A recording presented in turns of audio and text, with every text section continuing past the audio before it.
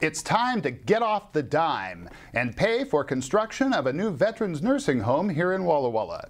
That's the position of Senator Patty Murray, who led members of Congress today in writing to VA Secretary James Peake and calling for federal funding of such a project in the upcoming fiscal year. The UB's Andy Porter says Murray's action comes in the aftermath of the recent closure of the local VA nursing home and Washington State's commitment to fund its portion of a new facility. The fire season in the area continues to heat up. A grass fire erupted near the Snake River in Walla Walla County Monday afternoon, scorching about 500 acres before crews could extinguish it. Andy Porter plans a report today about the blaze east of Fishhook Park that drew firefighters from all over Walla Walla and Columbia counties. No injuries were reported and no buildings were destroyed. Officials could not immediately determine the cause. City of Walla Walla's 6-year transportation improvement plan will arrive at the council's meeting Wednesday. A public hearing is scheduled during the session that begins at 7 p.m. at City Hall.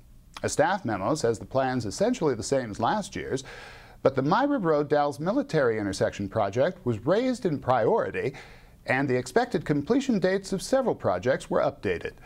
Reporter Joy Bacon will have other council meeting information in today's UB.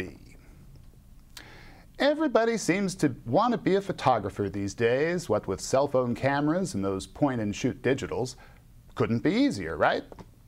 Well, professional Don Fleming met with 5 students last week to start teaching them the basics of digital photography.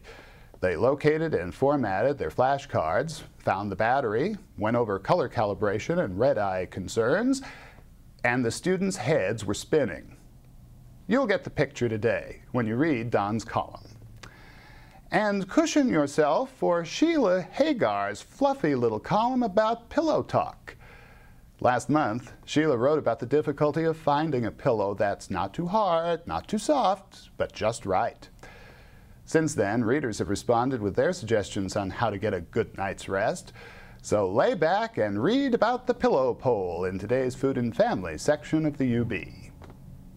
But be sure to wake up in time for news highlights tomorrow when we present another edition of the Daily Byte.